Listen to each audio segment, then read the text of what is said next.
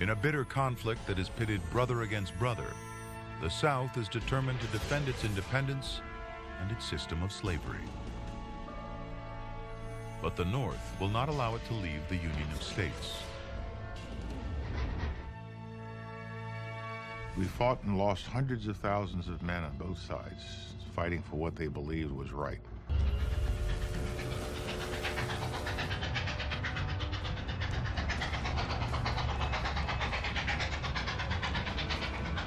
A packed train speeds on its way south, ready to replenish the Union Army with fresh troops and supplies. Lieutenant George Benedict writes home. We were stowed away in freight cars and started out of the city.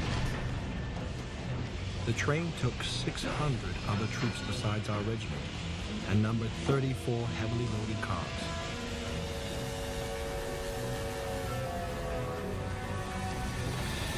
The railroad, one of Lincoln's hidden weapons in this war.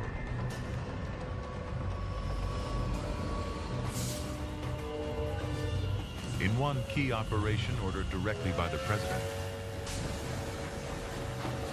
25,000 fresh troops are sent on a 1,200-mile journey to the south.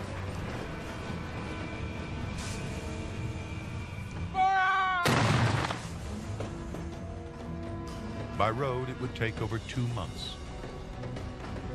By rail, it will take these men just 7 days.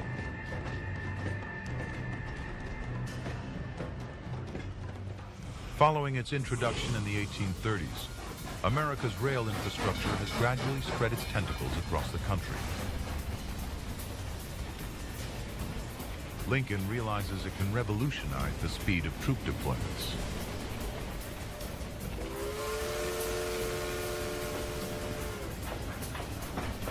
He strikes a deal with the rail owners to put the North's railroad network under government control.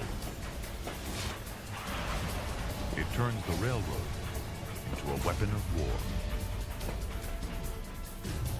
Instead of armies being limited to the speed at which they could march, all of a sudden you had armies being able to move to the front by rail, and more importantly, supplies.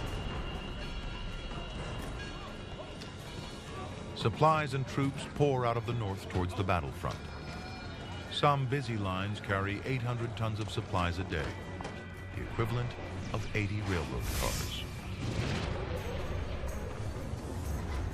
In Lincoln's hands, the 24,000 miles of rail track in the north becomes an arm of his war machine. But the South has a far smaller network, just 9,000 miles at the start of the war, and it remains under private control. In the 4 years the war lasts, the North adds 4,000 miles of new track to its network, against just 400 miles in the South.